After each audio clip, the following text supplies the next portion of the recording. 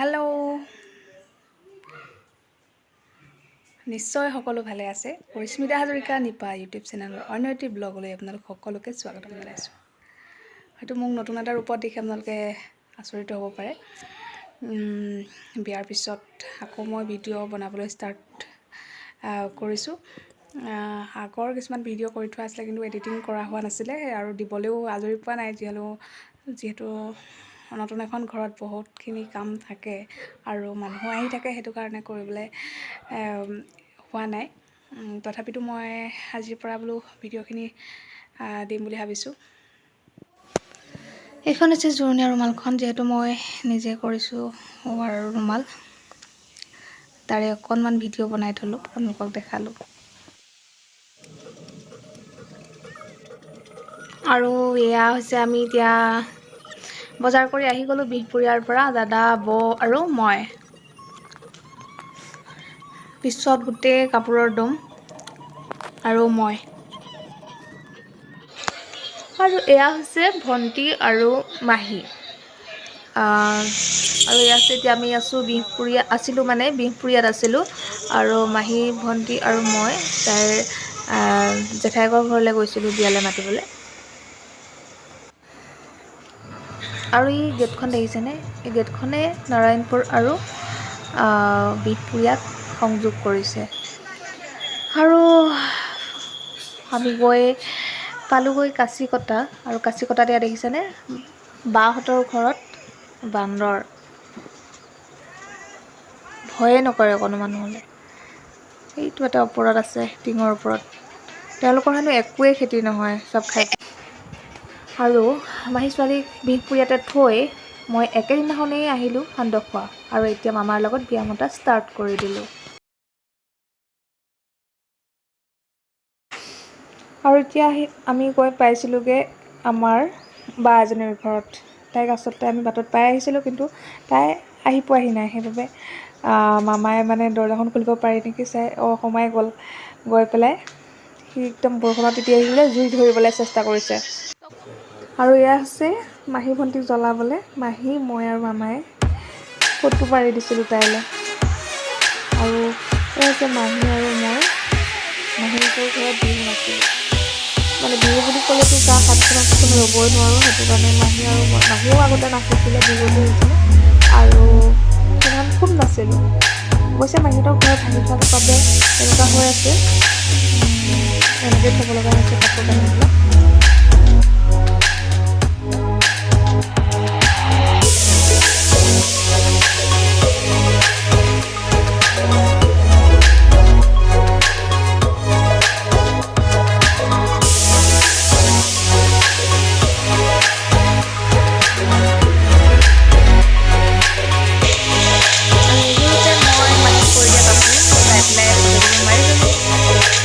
জনাব আপোনালোকে।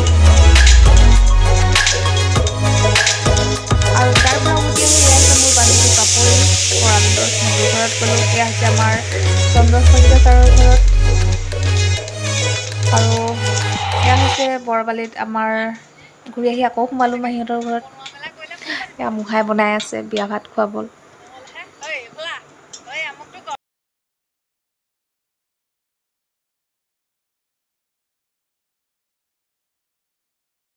আৰু ইয়াত বাদাম, বিলাহী আৰু আদা পেষ্ট কৰি ৰখা হৈছে। মাংসখিনি দিব লাগিব। আৰু এয়া আলু সৰু সৰুকৈ কাটি লোৱা হৈছে। কথাটো কি হ'ল, সোনকালে সিজে আৰু ইহঁতৰ ল'ৰা ছোৱালীকেইটাই ডাঙৰকৈ হেনো আলু নাখায়। সেইটো কাৰণে এই আলুবিলাক সৰু সৰুকৈ কাটি লৈছোঁ। আৰু এতিয়া বৰ্তমান মাংসৰ কালাৰ আহি গৈছে ধুনীয়া।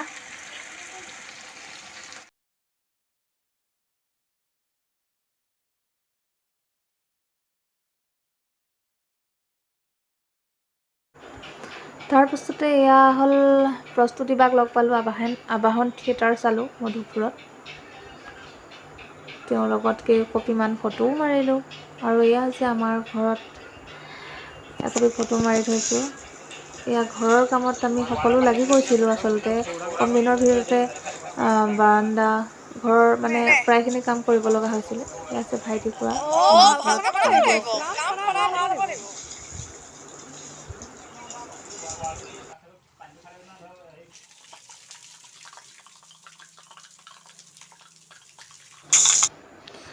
এয়া আছে পুতৌ দা, বিয়াত খৰি ফালি দিছিলে। এনেই আৰু অলপ সহায় কৰি দিলে। অলপমান দেউতাই কাটিলে, বাকী দাদাই এনেদৰে অলপ হেল্প কৰি দিছে। আজিকালিতো মানুহ নাহে বিনা স্বাৰ্থত, তেওঁ দাদাই এইকণ সহায় কৰি দিলে বিয়াৰ আগত। কাৰণ বিয়া বুলি এখন বুলি ক'লে খৰিটো মেইন, খৰিটো ভাল হ'লেহে খানাটো ভাল হ'ব।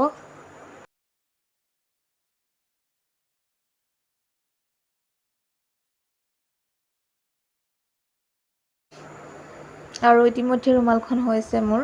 ৰুমালখন হ'লত অকণমান সকাহ পোৱা যেন লাগিছে, হ'বগৈ বুলি ভাবিছোঁ আৰু। নহ'লে বিয়া মাতিবলৈ গৈ থকা হৈছিল যে, নহ'ব বুলি ভাবি মনটোতে ভয় এটা লাগি আছিলে, কিন্তু ৰুমালখন হৈ গ'ল।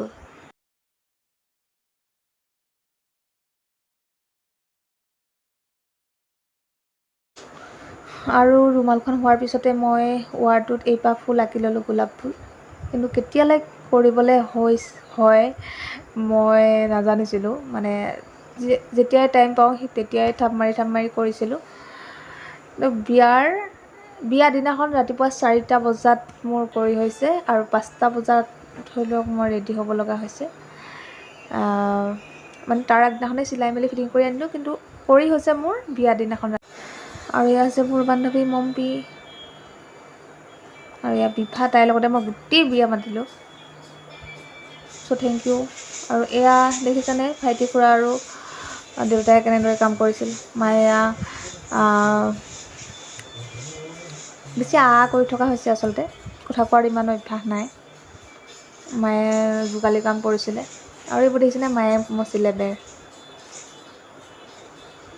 তৎক্ষণাত চব কৰিব লাগিছিলে, আগফালৰ বাৰাণ্ডা, পিছফালে বাৰাণ্ডা, বেৰ লিপিবলগীয়া হৈছে, নতুন বেৰ খুৱাইছে। এয়া দেখিছেনে। আৰু এয়া বৌ আৰু মই বিহপুৰীয়াত কেইটামান বজাৰ কৰিবলৈ আছিলে, বজাৰ কৰিবলৈ গৈ দুইজনীয়ে কিবাকিবি খালোঁ আৰু এইখিনি বজাৰ কৰিলোঁ। চব দেখাবলৈ পৰা নাই, কিন্তু এই সৰু সৰু ল'ৰা ছোৱালীৰ বজাৰকেইটা মই ফটো মাৰি থৈছিলোঁ, সেইখিনিকে আপোনালোকক দেখাইছোঁ। আৰু এয়া হৈছে আমাৰ পৰিয়ালৰ ভণ্টি এজনী, পিঠাগুড়িয়াৰ, ইহঁতৰ লগতো ফটো মাৰিলোঁ। এয়া আছে আইতা আমাৰ।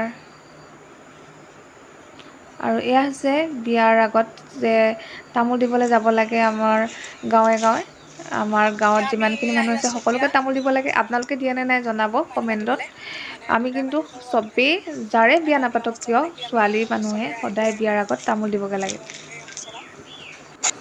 আৰু এই ফটোকেইখন হৈছে আমাৰ খুৰা ছোৱালী ভণ্টি সৰু বিয়াৰ ফটো। আৰু এইজন হৈছে কনক, মোৰ কেইটামান বস্তু দান দিবলগীয়া আছিলে, নতুন বছৰ বুলি, গতিকে তেওঁক দিলোঁ। আৰু এয়া মোৰ সাজু হ'ল আৰু বিয়া বুলি, চাদৰ মেখেলা সেইকেইদিন পিন্ধিয়ে থাকিব লগা হৈছিল, সেইটো কাৰণে।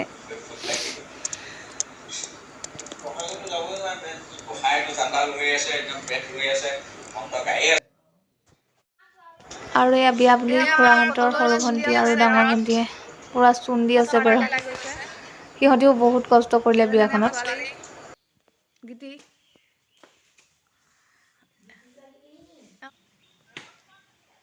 এইখিনি কালাৰ কৰি কালি হৈ গ'ল, চূণ দিয়া হৈ গ'ল আগফালটো। আৰু ইয়াৰ ৰভাও দিছিলে সেই তেনেকুৱাতে 3-4 দিনমানৰ আগতে ৰভা দিলে।